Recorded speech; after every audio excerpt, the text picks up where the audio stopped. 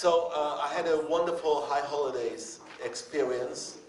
You know, when you're a Jewish rabbi and you're retired, you have to hear the calls of Jews, whatever they are, and you need to go and serve them. And I ended up in Kauai. You have to pay the price when you're a rabbi, completely. It's a beautiful island with around 500 Jews living on the island. And it's interesting to serve a non-urban community. And also it's wonderful to finally, for the first time in my life, doing a high holidays just with a white shirt and black pants. And they did the high holiday with shorts, sandals. It's a shock, completely a shock to experience preaching in Hawaii and leading services in Hawaii. And they also invited me for next year. So, and next year the holidays are early. I think they start on September 9th. So then our class, if they still want to keep me here, will start very earlier than October. And I'm sorry for the delay, because the delay usually is because of the holidays. And so I'm going for Rosh Hashanah and Yom Kippur, and then I take another day off just to relax. Beautiful flowers, beautiful people, laid back. It's a whole different rhythm of life that from time to time it's all good for us to experience. Living in an island. My wife loved it. It was pure vacation for her. So in conversation with Chris of selecting a topic for the next 6 weeks, we decided to do something with a little bit of a mystical flavor, a little bit more spirituality. I think it came up as a conversation with what, as a result of the trip that your minister went on. He went to Ireland, and that was the only place. Yeah. So it was lovely reading about all the bars that he attended. He's an expert on drinking beer. I don't know if you remember. I don't know if you remember it. A few times we did this conversation in a bar about, you know, the imam. Yeah. And so I noticed there his amazing talent in selecting. I don't know which beer to order. He ordered for me, and it was a hell of an experience, especially going home and driving home after that beer. So when you go, you can go to any period of Jewish history. Definitely, you can start with the prophets and listen to their spiritual experiences, just to read the initiation rites of each prophet. They were definitely taking something to figure out those amazing moments that they had. And then you can go to other periods of time and see what Jewish writing was done.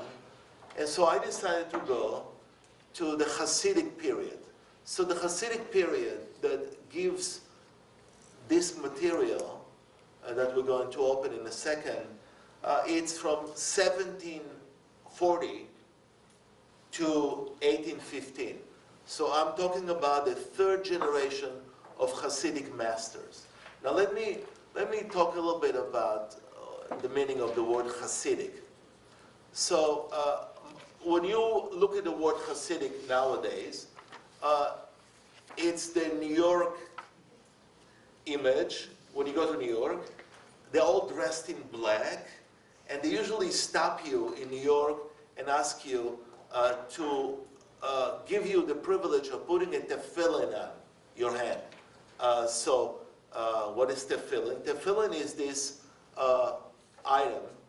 It's tefillin for the head and tefillin for the hand, and it's 7 times of doing this movement of the strip over your hand, and then they give you a blessing, and oh, by the way, I forgot to tell you I'm not Jewish. Oh, it doesn't matter. You just expect. I mean, in New York, everyone is Jewish. So they assume when you go there next time that you're Jewish and you need to do it. It's only for men. Sorry. Only for men. But this is modern day Hasidic Jews in New York. And they all live in the same neighborhood. And many of them are in yeshiva. They study in yeshiva. They have a parochial study for their children. And usually they have 12 kids. They are the Catholics of the Jews. But this is modern day New York. You see them on TV.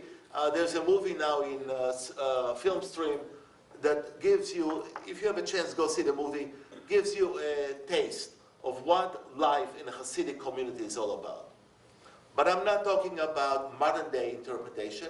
I want to go back to how the movement started and where it started. We're talking about Poland, White Russia, in that area. And it started with a major figure, and I'll say his name. He is known as the Baal Shem Tov, the master of a good name. That's his name, was known as the Baal Shem Tov, extremely charismatic character that was capable of assembling students around him. And by the way, nothing of his saying was written by him. So we're talking about second and third generation of that master after his death, having his students reach a level of intellectual and spiritual ability, putting down his teachings. And of course, you don't just put the teaching of the master. You do what? You write your own stuff. And so it's what we're going to see now is not so much the legends and the charismatic stories that came from the master of the good name, the Besht. In Judaism, when we have someone that is called the master of the good name, you make it into an acronym. So his name is the Besht. And I'll use sometimes the phrase the Besht, so you know who is the responsible. So it's oral tradition at the beginning that gets into written tradition, written by pupils of that man or the children of the pupils. So you're talking about a period of many years where things were put down. And so, good morning, welcome. And they have a lot of material that is not related to the Torah portions. I decided to expose you to the Torah portion, which are the different Torah pieces in the Bible, because we're familiar with especially the 5 books of Moses. I mean, this is a good place to start a conversation. And you'll see how this works in a second. So what was the reason for the beginning of that movement, the Hasidic movement, that lasted all the way to, actually, and beyond the Holocaust? But in the Holocaust, 3 million Polish Jews were killed. So there was a complete destruction of the community that created this material. Some of them were capable, before the Holocaust, already to see the sign on the wall and move their communities to America. They knew that something is going to happen. And those were rabbis that didn't preach, don't worry. By the way, we had rabbis in the period before the Holocaust that said, don't worry, God will help us. And of course, God was silent or missing, or was also gassed in the chamber. Some of them, of course, perished, 3 million of them. And then also the relationship to the survivors after they came back home, and some of the Polish community is still problematic. It's a different topic for a different time. That relationship still needs a lot of healing between Jews and the Polish community in Poland. I don't know if you have been in Poland, but only in the last few years there is recognition about the Polish impact during the Holocaust and after the Holocaust. Some of the Jews that survived the camps, came back to Poland, back to their homes. And they were, in a way, some of them were killed second time. They came all the way to Poland, and when there was no recognition of the crimes of the Polish community, then some devastating things were done to survivors. We are working on this. We did a good job, I think, in the relationship to Germany as a country to try to heal that peace. With the Polish, there is still serious work in the making. I'm leaving it hanging. This was a community in 1740 that was a community of pupils that study Talmud, study the Bible, were involved in seminaries, a large community that was more dedicated for the interpretation of the Talmud. And so the Talmud is something that one day we need to go and open it and study it. But the Talmud is a commentary on the Torah. So you have the Torah, the 5 books, or you have the Bible. But the study never stopped after the Bible was canonized. They continue, the Jewish communities all over the world, after the exile in the year 70 CE, we became a diaspora community. So in every place, but especially in Poland, many Jews got to Poland and got to Russia, and those are known as Ashkenazi Jews, versus the Sephardic Jews that are Spanish, Portugal, Holland. So you have different communities. In that community, what they study most of the time was the legalistic teaching of the Torah. Those are the commandments. They developed interpretation for the commandments. You know, all the commandments in Judaism are where? Are in the Bible. But you have to, a simple commandment in the Bible needed to be interpreted through the years by the subsequent literature that was issued by the scholarly groups of Judaism. Remember, Judaism, I told you this last year, Judaism in the main is about text.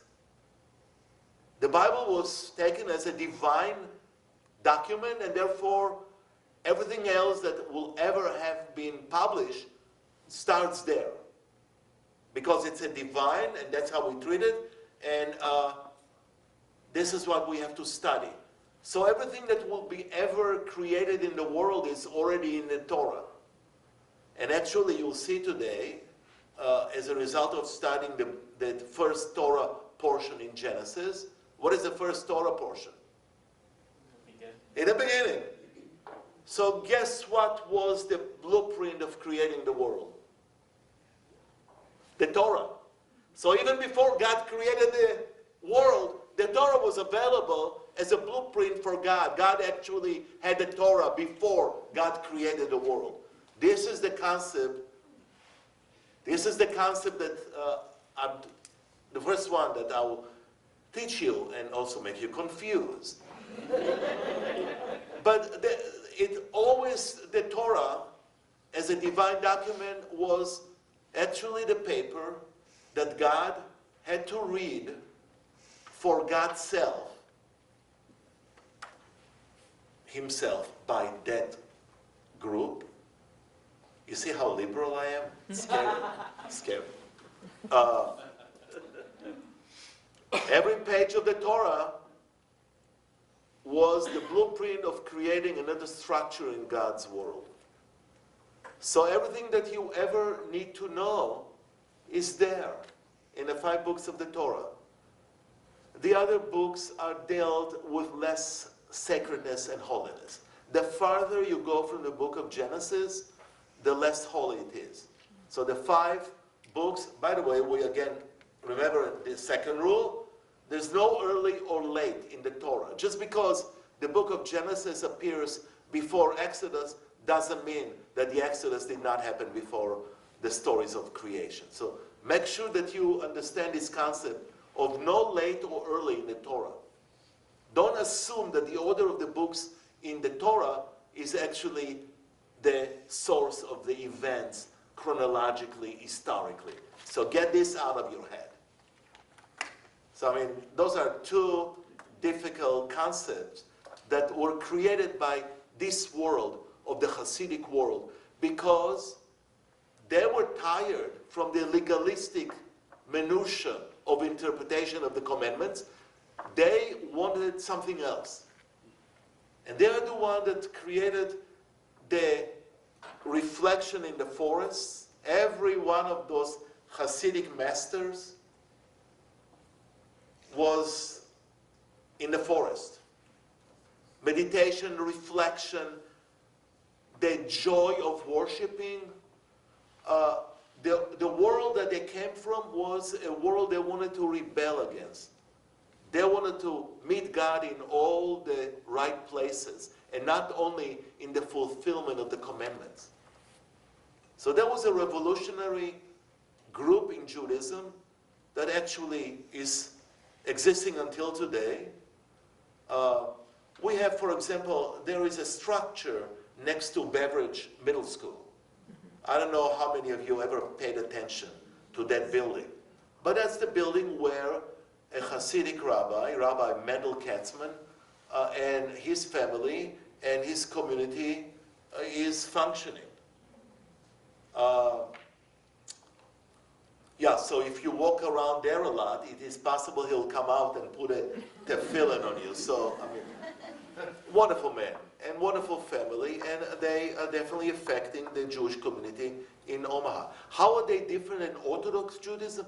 They're not really so different. They are still in the Orthodox camp, but they are upgrading themselves in the way they worship, in the way, the ingredients they invite into their lives as a result of being Hasidic Jews. And we'll go slowly through those items.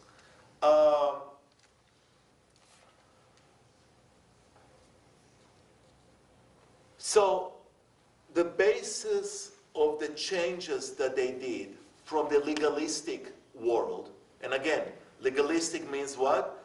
Spending time interpreting the commandments, and that's all. Figuring out how to do the commandment. I mean, what do you do with an egg that is born on Yom Kippur?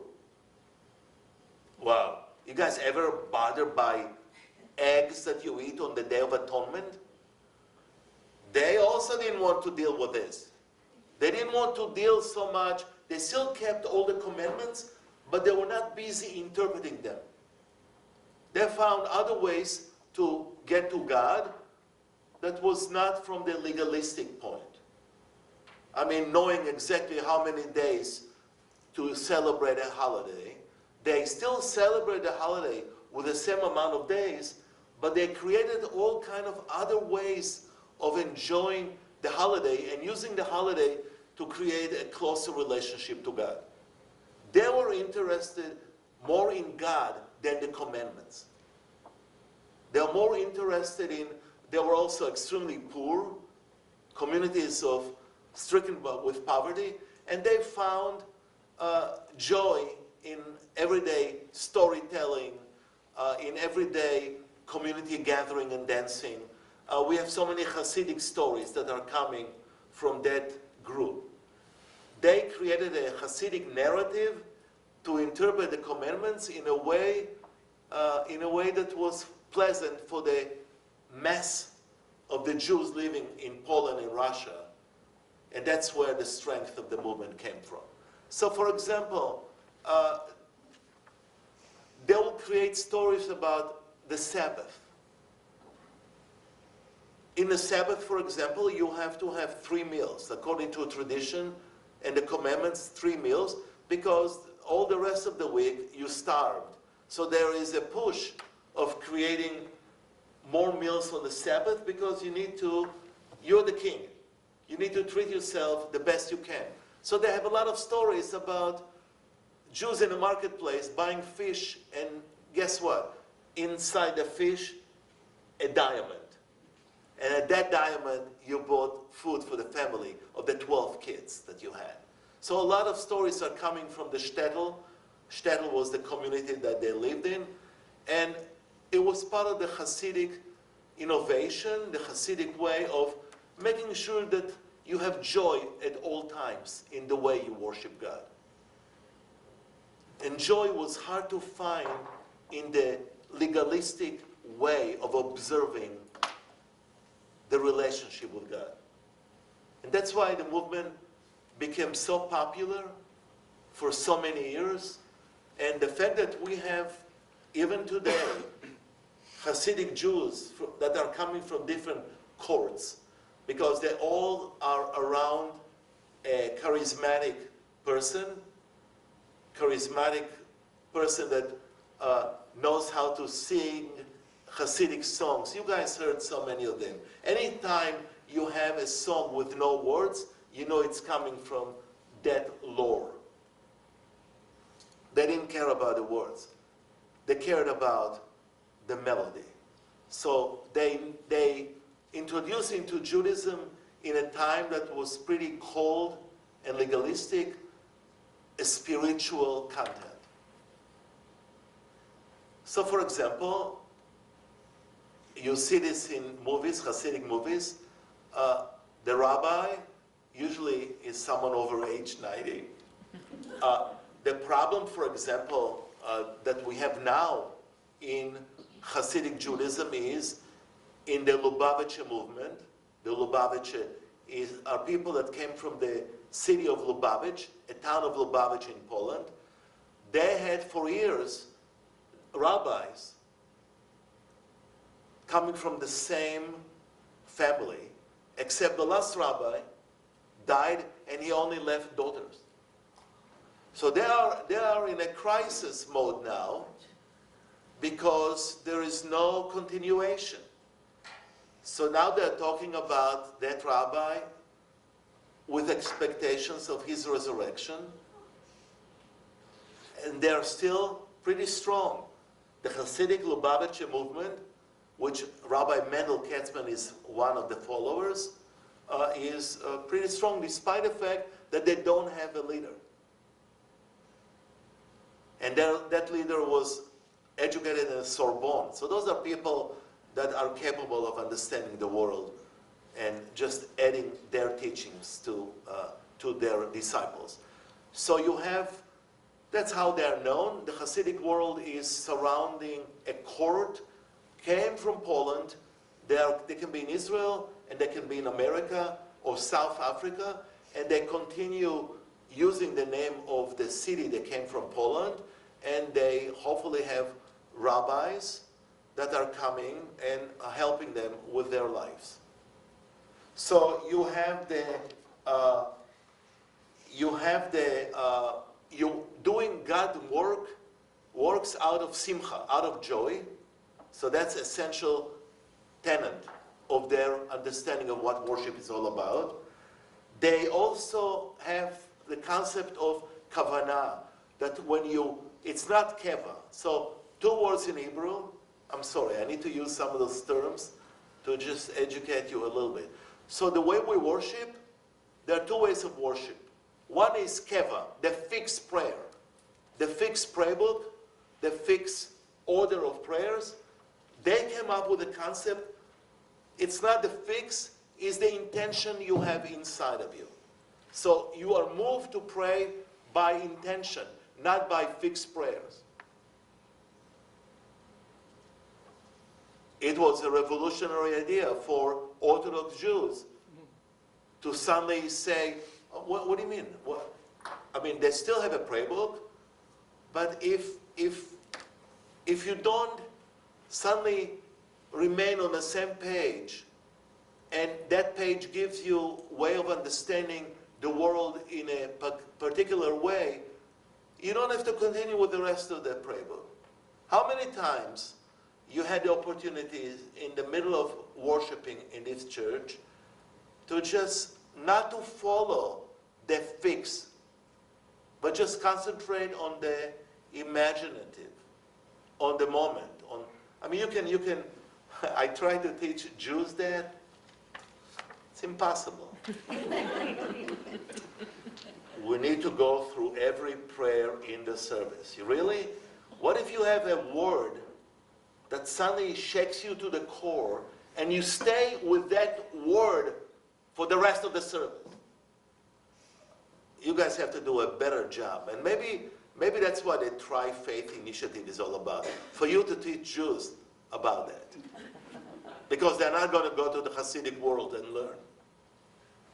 Because I was in the beginning of OTAC. Do you remember this organization? Omaha Together One Community.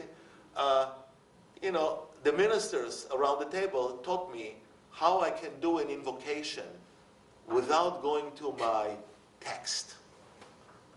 Oh my God. The first time I did invocation without using the traditional words, like Baruch Atah Adonai Eloheinu, the mantra that we Jews have. All prayer starts with the same 6 words. Wow, that was a discovery. And then I started loving it. And some of my people cannot stand it. What do you mean? What do you mean? I mean, where is this coming from? Where is it in the book? Show me where it's in the book. No, that's what Hasidic Judaism tried to change. It's not in the book. It's in your heart. So that was an important concept to teach. Also, the shrinking of oneself and the way they talked about the creation story. And you know what? That's enough for this introduction. Every time that we'll have a class, I will mention some of the Hasidic changes. But I think it's important now to go to the text. So you'll see how this works in the text. So you'll see a Hebrew word on the top of the page, Bereshit. That's the name of the Torah portion from the book of Genesis. So this is the spiritual Hasidic commentary on the first Torah portion of the Bible. And it's Bereshit, or what do we call it? Genesis. So each Torah portion, the entire 5 books of Moses are divided into Torah portions. So that's how we divided Torah, the 5 books, and then there's commentary on each book. By the way, commentary is going all the time. Every time a rabbi stands in the lectern to preach, that's a commentary. Because my style of preaching is that you have to start with a text. And so it's so easy because every week, every Shabbat, you have a Torah portion. And by the way, you can bring the Torah portion to wherever you want. That's why they got angry at me. Because every Torah portion, by now you know that the New Testament and the Jewish Bible and the Quran are all political documents. I can preach about politics every week without mentioning politics and who is sitting in the White House. I look at the text, and if I'm oriented politically, which I am, and I love it, and they hated it. They hated political. Oh, Rabbi, we come to services just to be comforted. We're not coming here to be outraged about something. Just put down the shot and make me numb. That's why we come to services? What are we talking about? So now there's a new rabbi, and they're all waiting to see. Is he going to be right wing or left wing? Well, at least hopefully he has wings. Whatever the wings are. But it is not only in synagogues. I'm sure it's in every church in town. I mean, the fear of the people. And then, God forbid, at the same time that there is a sermon, we're raising money for a new building. Oh my God. You better keep your mouth shut during the raising of the money, because some people are not going to make donations. By the way, it's not only, it's with the Catholic Archdiocese. I remember ministers and priests dying to speak about topics, only to get a phone call on Thursday from the main honcho. Be careful, there are few donors. This is how life works. I'm amazed that we were able to do the tri-faith while we raised money for building our building. It wasn't easy. It wasn't easy. But this is the world outside. But let's go to the more holy, sacred world here in the text. So this is from a book called Meor Enaim. Let me translate the name of the book. You see there, Meor Enaim 1. Meor Enaim means light to the eyes. So this Hasidic master, one of the disciples of the Baal Shem Tov, collected what he heard in those conversations and wrote a book, volume number 1, Light to the Eyes. So he takes a verse from the Genesis. You're all familiar with the verse. In the beginning, as God created the heavens and the earth was formed and void. It's from Genesis 1:1-2. By the way, it's a modern day translation, and maybe in your books, in your Bibles, you have it a little bit different. In the beginning, God created. I love this. As God created. Because in Hebrew, you can say as God created. Which makes a little bit the commentary different. So who would like, this is a reading kind of a class. Who would like to start with the reading? Come on. Loud. It was through Torah called the beginning of his way, Proverbs 8:22. Okay, so now another, in the beginning I will make sure that you understand how this works. So this rabbi that is writing this had a knowledge that in the book of Proverbs 8:22, there is a verse that I can use to defend my position in a commentary. I mean, those people, by the way, were not kissing babies every time a baby was born. Those rabbis were not involved in the daily work of your ministers. There was no reason to go to a flower show to cut their ribbon. There was no hospital visits that take so much time of every clergy. If someone was sick in a community, they went to home, and it was a whole different world. You cannot imagine the life of a rabbi in the 17th, 18th century to a life of a rabbi now. That's why you see a smile in my retirement. A huge smile. Which caused a drop of 30 points in my blood pressure. Exactly. Hawaii helps too. So, start again from the beginning reading it. It was through Torah, called the beginning of his way, Proverbs 8:22, that God created the world. All things were created by means of Torah, and the power of the Creator remains within the created. Thus, Torah's power is present in each thing, in all the world, and within the human being. Yeah, so this table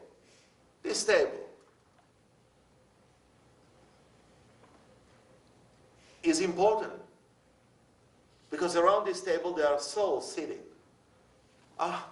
There was the plan from the beginning. So tables should not be viewed as material structures that allow us to put our coffee or mugs, but also bring people together. That was already God's plan. The table, God is there too. Give me any item that you see in front of you. And you need to realize that everything is in the Torah, that everything is, every piece of furniture, any kind of idea was already there. There's nothing new under the sun, says Ecclesiastes. Everything that was, is and was, you're living both in past and present at the same time. Continue. Of this, Scripture says, this is the Torah, a person. Wow. In the book of Numbers, he knows the Torah very well. There is a line, there is a verse, and maybe next class you guys can bring your Bibles. It'll be interesting to check some of them. But believe me, it's true. It's here. A Torah is a person. So what is he suggesting by saying that the Torah is a person? That every one of us is a Torah on our own. Think about this. Think about us as scrolls.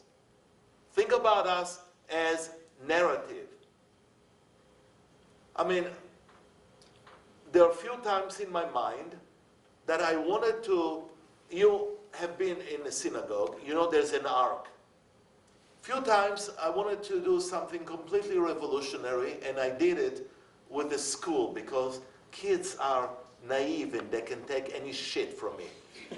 The adults are the problem. I think religion is really being cursed by adults. I wanted to take the scrolls from the ark, remove them, and put instead people inside the ark. And opening the ark, how are we not Torahs? I mean, there's so many things engraved on our hearts that are more powerful than some of the stories in the Bible, guys. Or the New Testament. Is really, when I say Bible, I'm talking about New Testament too. Why would a story in the New Testament will be more powerful than a story of someone in this room that can open his or her scroll and see what's written there? And the difficulty is that we don't know well to share those scrolls. I mean, the strength is to be able to talk and share. And I think this is also the purpose of the Tri-Faith Initiative.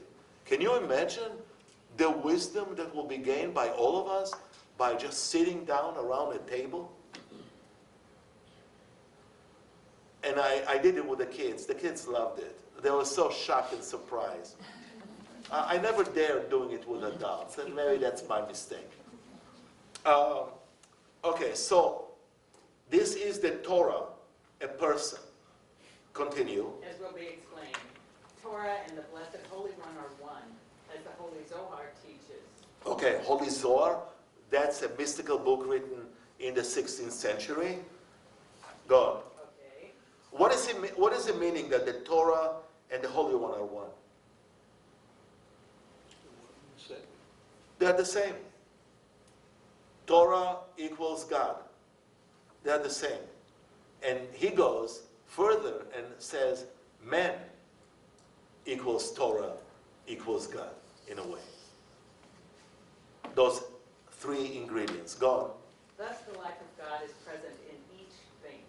You give life to them all. Nehemiah 9:6. Yeah, okay. So you see again the talent of those teachers. They knew everything, every verse, and they bring supporting verses to the claim. So in Judaism, in a preaching, in a synagogue, you don't just preach. You have to find proof text, verses that justify the angle of your teaching and what you're teaching. So it's good to have a Torah portion in front of you every week, a different Torah portion. And then to be able to, people say, Rabbi, how do you come up with all those topics? Are you kidding? My difficulty was always making it smaller. How many topics you can talk in one sermon. Which, by the way, I have to tell you, I will have the pleasure of preaching to you on the 29th of this month. Yeah, I'm already scared and nervous about this. Well, you do it at 9, and you can correct it at 11. 10, at 11, I know, I got this. Only you guys will have 2 sermons, ask of a minister to preach. So much work. Anyway, okay. So it's good to be a minority when you don't have to do it twice. Okay, so you give life to them all from Nehemiah. Continue. God reduced himself down to the lowliest rung. A portion of divinity above was placed within the darkness of matter. Okay. Here is the term that you need to understand. God, in God's love for us, shrunk himself at the moment of creation to allow for us to be created. So the world was full of God. And God wanted to create us. The love that he expresses for us. So what God did, God went through a process called tzimtzum, contracting himself, and into the empty space of emptiness of God, he put us. That's a mystical view of how, forget about the Big Bang. Those Hasidic masters didn't care about that. But there was something that happened, and they were interested in finding out what happened, and they came up with this idea. If the world is full of God, but we are here, where was God creating us? Think about this wonderful concept. And you can see it in other religions too, maybe different language. So God contracted himself, and in the space, he put us. And then rams, the phrase of, so they looked at the world as the dream of Jacob. What was the dream of Jacob? The ladder reaching heaven, but it's connected to earth. They looked at the world as full of rams, which allows you to what? To do what? If you want, you can stay on your rung. It can be the lowest one. The lowest way of being in relationship to God. But the goal is to do what? It's always the goal to get to heaven. By the way, heaven doesn't have to be only in the world to come. Who came up with that idea? Is it possible that heaven is here at all time? Yeah, of course. Remember, he asked Adam and Eve to leave the Garden of Eden, and he placed them east of Eden. East of Eden is here. We think always about the distance to heaven, and we always look up when we talk about heaven. Are you out of your mind? Why can't we look here? What if it's here? It is here. This ability to have a moment for me to be able to teach, it's heaven. One Jewish view about heaven is that those people who are not good here on earth will get obstructed view around the table. Who is sitting around the table? All of the great prophets. So if you want to be good, the only reason is to get a nice, clear shot at the table. Wow! You mean it's so, it is easy. If this is the motivation. So I think this concept of God reducing himself and putting himself on the lowest rung. So there is a chance for all of us, if we start from a low rung, to be able to encounter God. God is there. This is how the Holocaust was interpreted. Where was God during the crematoriums period? Well, God was there. He got gassed. Wow, what an amazing concept that God was killed millions of times in the concentration camps. I wasn't alone. It's similar to the story from your tradition about the footsteps. Remember the poem about the footsteps? What is the poem? Tell us. The poem is that, where were you when I needed you and God carried you? Yeah, God carries the person. Where were you? Well, I was there. I How is gas next to you? I mean, those are the kind of things you can do with some of this teaching. So God reduced himself. Continue. Portion of divinity was placed above within the darkness of matter. The whole point was that those lowly rungs be uplifted so that there be a greater light that emerges from the darkness. Yeah. Please stand, please. So again, verses, I mean, pretty coherent kind of teaching. This is the Hasidic spirituality piece that I'm going to do the next 6 weeks.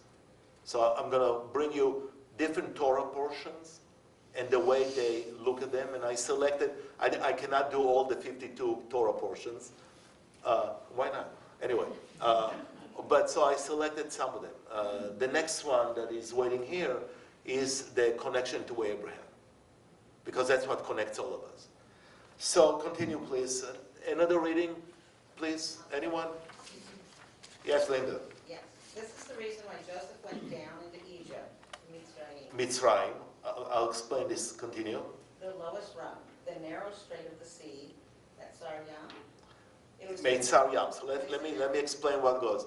Okay, if this is your philosophy, what is the story of Joseph? Why Joseph needs to get to a place called Mitzrayim? You know, without Joseph getting there, there'll be no Jews and no Christians. Think about that moment when Joseph goes to Egypt. By the way, this is where the most important person is introduced in the Bible. And maybe some of you never paid attention to that person. Jacob is sending Joseph to go and search for his brothers. Jacob is interested maybe in eliminating Joseph because he had all those dreams that made everyone angry. So the brothers are waiting. Jacob is not stupid. He knows the brothers are waiting to do something mean to Joseph. Joseph comes out of the tent, and suddenly he sees a man. That man doesn't have a name in the Bible. The only person in the Bible with no name. And Joseph asked him, "Did you see where my brothers are?" And this man that plays the most important role in the entire Bible says, "Yeah, I heard them saying that they are going Dotana, that direction." That's the man responsible for everything. Think about the role of the man without a name that is placed in the Bible that directs the entire history of the Jewish and the rest of the world. And he goes, and guess what happens? They capture him and they sell him as a slave to Potiphar in Egypt. And that's where the story of Egypt is. So Egypt in Jewish tradition is the lower rung in the pipe that connects us to God. If you're there, you're in trouble. By the way, one of the 613 commandments in Judaism is, "Thou shalt never go to Egypt." You never knew that. I mean, you have other reasons not to go to Egypt. But in Judaism, the only place in the world that we Jews are not allowed to go to is Egypt. Why? Not because it's not a modern-day country, not because they have a covenantal relationship with the state of Israel. It's because Egypt is a terrible luck. You go there, you'll never get out. So now they explain the word Mitzrayim. Egypt in Hebrew is Mitzrayim, which if you divide the word Mitzrayim, the name Egypt, you get two words. A narrow place. Egypt is a narrow place. You'll never be able to get out of there. That's what the translation of Egypt is in Hebrew. Mitzrayim is Meitzar Yam. Meitzar, a narrow place in between, like a gap in between mountains or between different land. A place that you need to push yourself to go through. That's what Egypt stands for in Jewish mystical understanding. Okay, continue. It was to increase joy for the greater light, or greater joy is that which emerges from darkness. Yeah, so Egypt is so dark that the exile or the redemption from Egypt was what? To introduce joy into the process of walking from the dark spots of our lives into the light. You have to go, and that's why now you understand the joy that they introduce into their lives. If we are sitting in Poland and Russia, and every Monday and Thursday, Cossacks are trying to destroy us, I need to find the joy. That's why Judaism is the best gift that Judaism gave to the world is hope. You know, you ask yourself, what is the point of God putting all three faith communities together? What is the gift that we Jews are going to get from you guys? What is the gift we're going to receive from Muslims? How are we going to enrich each other? And I think this concept of hope, despite everything else, I mean, think about the odds in Las Vegas for the survival of Judaism after the Holocaust. Come on. What were the odds? Better than Nebraska game? What was the end result of the game? I went to sleep after there was like 30 or something. 56 to 14. Oh my God. No, but hope is something that is so well constitutes who we are. Hope and joy. But it's And psychotherapy. Those are three gifts that Judaism gave to the world. We have the best comedians, the best Freud, for God's sake. I mean, come on. They don't come better than Freud. And hope. But it's hope on a rope. Yeah, that's interesting. Hope on a robe. I have to use this. Yeah, it's Jews sleeping with one eye open at night. Yes. That's it. This, and I have to tell you, we're sleeping a lot less with this president in the White House. A lot less. And all of us are praying for Ruth to continue to live till 200 years old. Yes. You know who I'm talking about. Supreme Court judge. To be healthy. There are so many prayers said for her life. She doesn't know how many people are praying for her. Okay, so continue, Linda. That is why he was called Joseph, which means increase. Yeah, Yosef. How come he has the name? Remember, I mentioned it last year to pay attention to all the biblical names of all the characters. Because the names are not Joseph, it's Yosef. Yosef is addition. That's what the meaning means. What did Joseph add to the history of the Jewish people? Light. Because he is the one that brought all of us to the lowest rung, and then we start climbing. That's what he did, increasing the joy. Go on. This is also the meaning of Jacob. Oh, this is also the meaning of Jacob saw that there was produce, shemer. Yeah, in Egypt. In Egypt. Yeah, Jacob, because of the drought, that's why they go to Egypt. Shever means brokenness by itself, breakage. Jacob was smart enough to see that there is something in Egypt that is going to provide increased joy to his people, to his family. So look how beautiful biblical characters are taken out of the Bible and placed in a different context in order to teach something higher. That's why everyone should know Hebrew. Sorry. No, I mean, you read the Bible in translation, I told you what it is. It's like what? Come on. I hope you remember. You don't remember? I said reading the Bible through translation is kissing a bride through the veil. Something is never there. So I will try to teach you some Hebrew. But believe me, go back to those terms. This material is yours. So Jacob saw, as a result of the shever, which is a hunger, he saw something there is happening in Egypt. Continue. He saw breakage, shevera. Shvira, yeah. There, the fallen fruits of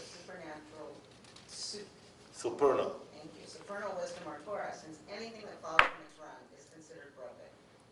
In By the Egypt- way, that's how we need to pay attention to where we are on the rungs. I mean, this is not about them, it's about us. Where are we in the rungs of our life? How do we get out of darkness in our own life? How do we find the joy? What do we do for each other to help us move up on the stairway? That's what the teaching is about. It's not about those characters in the Bible, it's about us. That's what they did to their people. Look at how much hope they gave to people that were really a minority in any place they lived in Europe and were treated terribly in most of those countries. This is the hope they gave. Continue. In Egypt means that he saw Torah's fallen fruits, even in the narrow straits, needing to be purified and uplifted. He told his sons, go down there to raise them up. He went down in order to restore them to their living root. So, in the biblical level, he never told these kids to go there because of that. But this is in the Hasidic commentary. Do you understand what's going on here? They, of course, make out of Jacob a Hasidic rabbi. They bring their time, their writing, and putting it back in the Torah time. Because there's no early or late in the Torah. Tonight I'm at the Hindu temple at 7 o'clock because we discover that the Hindu tradition has also similar way of narrative that is very close to Judaism. So they have a scholar from India coming and talking about the midrashic stories in her tradition, and I'm going to do the Jewish part. So if those of you who have never been in the Hindu temple, it's a beautiful, beautiful place to go and visit. So that's how we're going to do tonight. There's nothing better than teaching, guys. What time? 7. We'll see how this works. It'll be interesting. So what was the purpose of the Israelites going to Egypt? What happened there in Egypt? You cannot collect sparks of beautiful light where there's only light. Darkness is crucial for us to be able to elevate ourselves. You go to dark places and think about this. Those moments in your life that you were completely drowning, how did they help you move out of that state and go up? Is it possible that without the darkness in our lives, we'll never be any place?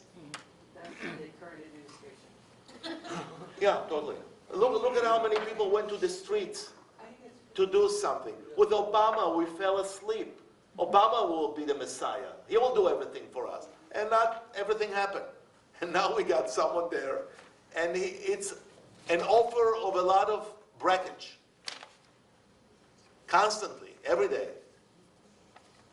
The question is, what are we going to do? What is our response to that? Shalom, shalom. Okay, next paragraph. Since it is the Torah within all things that gives them life, we should pay attention not to their corporeal form, but to their inner self. Yeah, so back to the chair. The chair has a present, but there is something in the chair that I mentioned before. That's where life resides. Life is not in the corporeal. Life is underneath. So this is a garb. So God created things in the world, and the fact that we are not seeing their essence is because we are not capable, because there is a garb around that essence that needs to be discovered by us. So the chair is not a chair, is more than a chair. What is the purpose of this table? What is the purpose of of the church. It's not bricks and mortar. If a church is a bricks and mortar, it's Egypt. It's dark again. We always have to try to use our eyes to penetrate the garb that everything else in our life is wrapped in. Because if it was not inside a garb, we will not be able to handle the light. So God, in God's wisdom, created a lot of sparks in the world.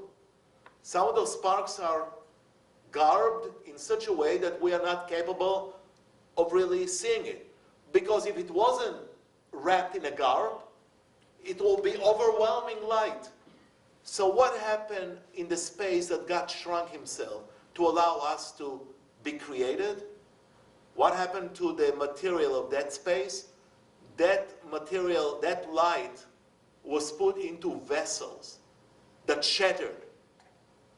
And the rest of the story is that this world is covered with shards and sparks of light, and the whole goal of our existence is to be able to collect the sparks. This is what tikkun olam means. And everyone in the church knows what tikkun olam, mending the world. So what is the phrase, mending the world? The goal is to collect, again, the sparks. And where are the sparks? They are inside the chair. They are inside our hardness of heart. They are inside the broken relationship we have with people. They are inside the 30 years of brothers not talking to each other, and they finally meet in the grave. I mean, all the sparks from the place that God shrunk himself for were carefully stored, but that broke. The vessels that were holding the light broke, and they are spread all over the place. So what is social justice? Social justice is looking for the sparks. What is the work of immigration that we need to do? It's collecting the sparks from communities that have not been right. Anything we do is hopefully invested in collecting those sparks, because that's the light, premortal light. That light existed before God created us. Yes? Did I completely lost you, or you're still with me? Okay. Does that light also refer to, is it just the world, or does it refer to the universe, the Big Bang, where all the stars? I think it's a beautiful, more clear than the Big Bang. I mean, in a way. I think it's such a human interpretation that helps us to discover what we need to do in this world, that the Big Bang doesn't move me to do anything. The Big Bang, okay, so there are some people in Switzerland, in the basement, in some kind of a place that are going to create the Big Bang again. Oh, okay, great. How am I going to benefit from that? How the Big Bang theory moved us to do anything in the world. I think this mystical, spiritual teaching of the Hasidic Jews is doing more to mending the world than the Big Bang theory. Who cares about the Big Bang? The scientists. Let the scientists do their stuff. What about us, the rest of us? I agree. For a scientific way. Don't fight. The world, and they're human beings who are thinking. I know, but it doesn't move me. I mean, I don't know. All the work that this church is doing, helping people, was inspired by the Big Bang. I agree with you that it's important, because the mind is godly mind, and that needs to explore too. But this idea of the darkness and the light in our lives, it's a interesting mystical teaching. Okay, let's continue. Linda. Okay, the wise wise man has eyes in his head. Yeah, this from Ecclesiastes. The wise man has eyes in the head. Continue. The Zohar asks on this verse, where then should one's eyes be? Wow.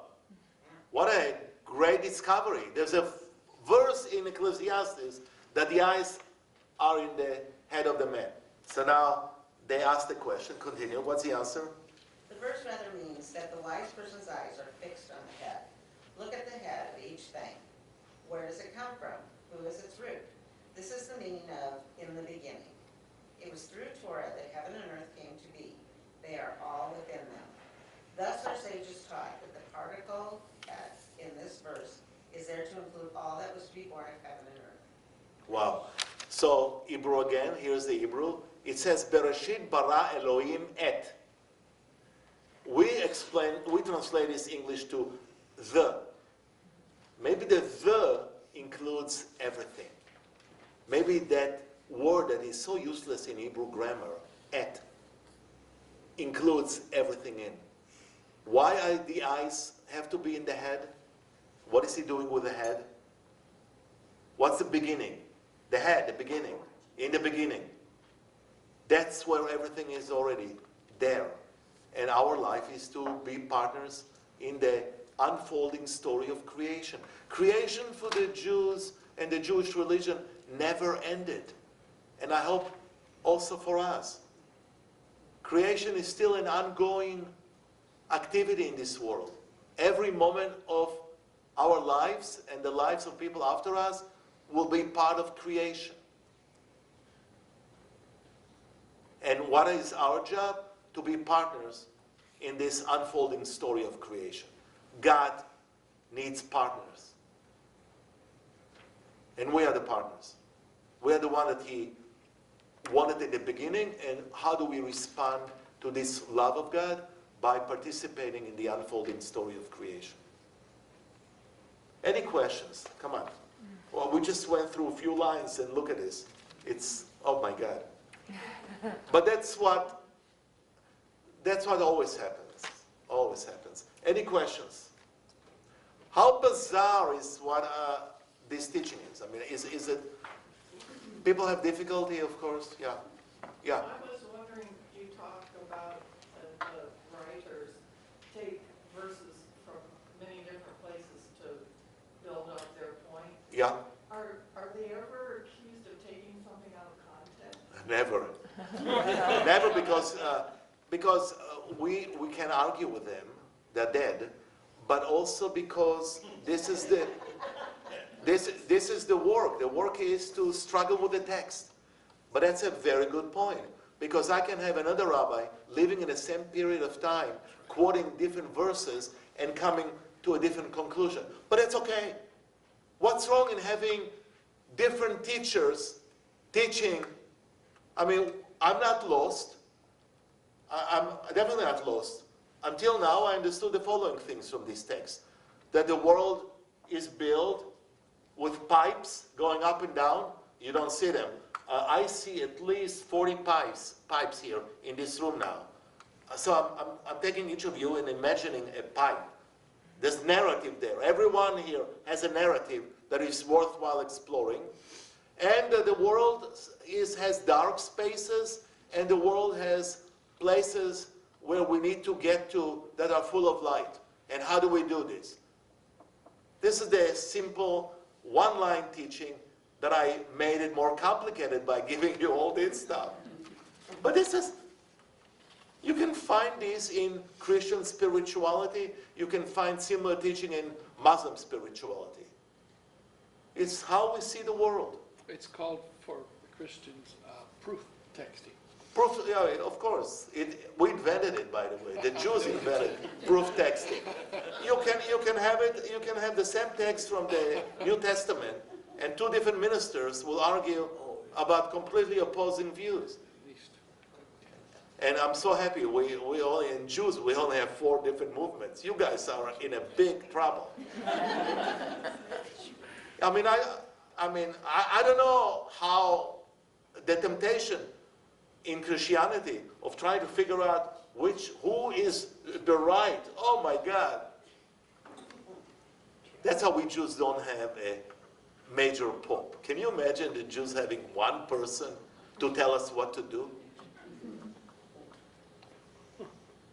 It's open. It's open because, again, it's the text that really controls our lives. It's the word in the text that allows us to move from stage to stage. Okay, continue, please. So he goes to the verse, earth. He goes to the second verse in the Bible. Who would like to read, please? Anyone? Come on. Yes. So he goes to the second line of Genesis, which is earth was formless and void. Remember that? It says in the Bible. Go on. Earth was formless and void. Tohu vavohu. Vavohu. The Hebrew words for void and formless are two words. Tohu vavohu. That's the Hebrew text. Okay? Now listen to what they are doing with those two words. Refers to those who are sunk in earthly concerns. They are indeed formless and void because they pay no attention to the life force. On their own, they are indeed empty. Rashi, a different commentator, 13th century, Explained this phrase, tohu vabohu, to mean a person would be astonished, tohe, at the formlessness, bohu, there. He meant to say that a true human being should be astonished at the fool, so busy with the pursuit of material things, when really bohu is right there within him. The life of God is there in his very self, but he lacks understanding and keeps at a distance. wow. We are busy in pursuing things that are not going to help us. At the end, we all go to the same place with nothing. I mean, in Judaism, the story about babies. Have you seen babies born? How they're born? Tell me about the feast of the baby when they are born. They are ready to tackle the world. How do we die? Like this. We die like this. We took nothing away from this world. The difference between a baby and when we die. There are no luggage racks on hearses. Yeah, definitely touch a chord. So now you know how tohu vavohu. Tohu vavohu are things that we are pursuing that are not really elevating us in the struggle to go up a rung. We have to leave them behind. You see, you can actually take now the interpretation in Christianity of the suffering servant and attach it to this in a way. I mean, the idea of really paying attention to what you really need. What are the essentials that you need in this life? Of course, this will destroy capitalism. So I don't know if we want to do it. And then the last lines, please. A person who pays attention to the life that flows within all things is fulfilling. I place Yahweh ever before me. From Psalms. So here's another use of verse. I place Yahweh ever before me. What's the meaning of that verse? Now it makes sense. Because it's not everything that you collected. The person that dies with the most toys doesn't mean he or she are the happiest. But that's not the goal. The goal is not to die having all the toys. Go on. In each thing you place before you the being that causes all things to be. Yeah. So the chair, I don't think about the chair as a chair. I think about what was the purpose of God's creation of the chair. There's something else. It's basically creating the understanding of how to use your eyes. Your eyes should not be going after the material only, although they're never, the Hasidic world never denied the fact that God exists even in the material. I mean, so it's not denial of the material in our lives, it's looking at the material and seeing God's footsteps in the material that is helping us to find God's essence in our lives. So it's not rejection of this. They lived a life with really minimal material possessions, and they needed to find an answer. And so they created this amazing theology, philosophy of, you can be okay too, even in a world deprived of any kind of material goods. And this is by knowing the cause of all things. Any questions? By the way, I added in each of those, there is further reading underneath each segment of teaching. So again, you can read it on your own. This is your material. Yes, I saw your hand. Yeah, as we read this and the wording of this, it reminds me quite a bit of the Tao teaching. You get that? Yeah, parts of it, yeah. The concept in the mysticism, the Tao is everywhere and it's rooted in every day. It just reminds me so much of that. It is possible that, remember, the Jews were merchants. They traveled all over the place. Who knows where some of our ideas came? Actually, who cares? Yeah, it just, the parallels were I think this is what's so beautiful in what we're trying to do together. There are things in Islam that I'm blown away that we don't have it in Judaism. And in Christianity, there are things that we can really enhance each other's spiritual lives as being together and doing things together. Yeah, I'm sure I'm going to hear today things from the scholar from India that will shock me. That will, what? That's Hindu? I thought it's Jewish. It's okay. When you live in a society that it's really, the world is round. What was the book by Friedman? A what? Flat. The world is flat. It's very flat. You can go any place and find out what the other part thinks. Okay, go to the next page.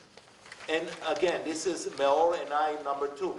So this same author of the book that we started has now a different teaching on the same verse. Yeah, why would he be satisfied with one teaching? He has other ideas. So here now, the same verse. In the beginning, God created. Who would like to select that? Read, please. Creation took place for the sake of Torah and for the sake of Israel. Wow. Creation was created just for the sake of Torah and the sake of Israel, the people of Israel. Go on. Its purpose was that Yahweh be revealed to Israel, that we come to know of God's existence. Even though God's true nature lies beyond our grasp, once we recognize that God exists, we will surely do all our deeds for the sake of heaven. Wow. Go on. Thus will know him in all your ways, Proverbs, become a reality as we seek to be united with the one. There is none other and there is nothing else. There is no place devoid of God. The whole earth is filled with God's glory. Look how beautiful those verses are used. They're not used as afterthought. Those verses in the Bible, how do you explain them? Look how beautiful he puts together the puzzle. So there is no place that God is not. By the way, this was a revolutionary concept in a religion where we knew where God is. Where was God before the year 70 CE? One place, the temple in Jerusalem. That's where God was. We brought sacrifice. The high priest came, accepted it. The Day of Atonement, he walked by himself to the Holy of Holies. When the high priest walked into the Holy of Holies, one time a year on the Day of Atonement, he was tied to a rope with bells. Because you never know what can happen to you or to him when he walks to the Holy of Holies. So there was an idea, maybe he will faint from being in the presence of God in this room, the Holy of Holies. And so we need to pull him. So the bells will tell us in what condition he is. By the way, one of those shops in Jerusalem, don't ever buy antiques in Jerusalem. They're all fake. So this merchant had for sale a bell. What? Of course it was fake. But, just be careful when you buy antiques. Please, especially biblical New Testament antiques. Be very leery and worry about this. Okay, so, no place. Before 70, there was a location, by the way, before Mount Sinai was a location before we got to the temple. Where were gods? On the top of the Olympus, on the top of mountains. We knew where God is. Look how we developed. Then we decided to bring God down. How do you bring God down? You build a building for God and you assign a location, Holy of Holies. That's where God is. And then it was destroyed. Those are the best moments in Judaism. The best moment in Judaism was the destruction of the Second Temple. Why? Because we became a different religion after it. We were sent to diaspora, to exile, and we created ourselves from the beginning. We reinvented ourselves every time we had a crisis. We Jews are expert in reinventing ourselves. It cost us a lot. I'm talking about blood and death and annihilation, but we are here. And there must be a reason why we're still here. So he's talking about God needed to reveal himself to the Israelites. Okay, go on. This glory. Continue reading the next paragraph. Oh, this glory, however, is manifest in the many divine garments. The whole earth is a garden of God. It is the one who is within all those many garments. Let me explain again the gardening. If God is every place, then everything we see, God is there. The fact that it appears like a chair doesn't mean that God is not here. But this is what we are capable of understanding. The chair. It's easy. Chair, define chair. It's a structure with a seat and legs. Yeah. Or there's 20 other ways of describing it. But we can handle chair. What we cannot handle is what? God. God we cannot handle. It's overwhelming. Look at all the wars we have fighting about gods. There's too much light there. So God of his own love is appearing to us as a chair, but it's God. So we need to look at things in our lives and we need to do investigation to discover, and it can be painful sometimes, but there is no place devoid of God. If you accept that premise, it's easier. It's not finished. I mean, the job is still ahead of us. I mean, when you go visit someone in a hospital, don't you see God at the bed of the patient? What's wrong? How come we cannot see that God is on the pillow of where this man is laying down? Wow. So then, if God is there in the hospital room, the mitzvah in Judaism of visiting the sick is so important, so crucial. That's another place where I can discover God. Maybe the end is going to be death, but so what? God is there too at the end. It's giving us permission to look with different eyes at everything around us. Everything around us. Especially receiving friendships and seeing the God in the other. If God is in every place, God is in every human being, then why are we fighting? Why are we fighting? Why can't we accept that? Okay, I'm done. I see the time. I think I'm right. I went to eye doctor, so I think I can see. Questions? Questions, please. I know your mind is running through hundreds of places now. So that's good for your mind. You said when you're talking way at the first there was the shrinking of oneself. Of God.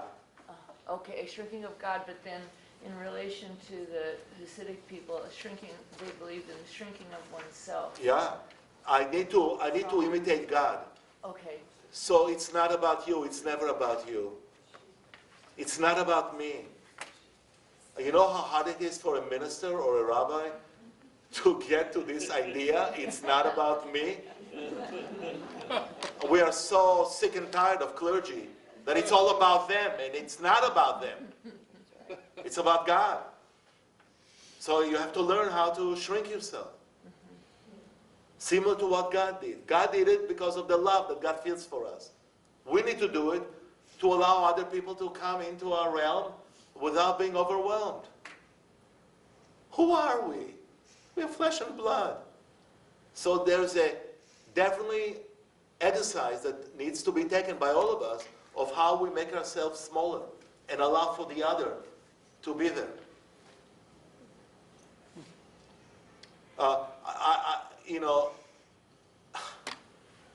By the way, without some ego, none of us will survive. But does the ego have to be so large, overwhelming?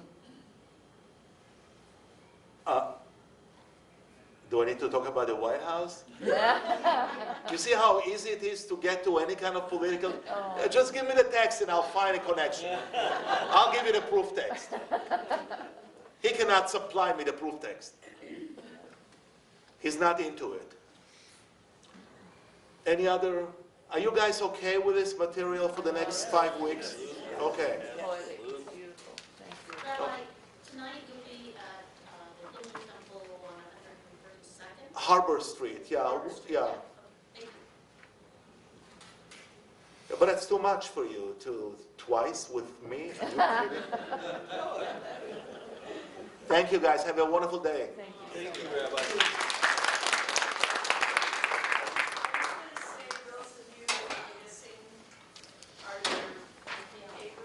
Good job. Pleasure. Please, please do.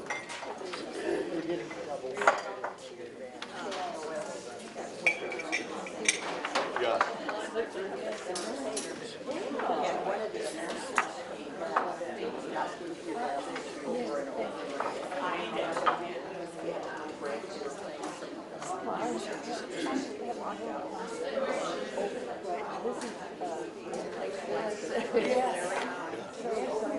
Really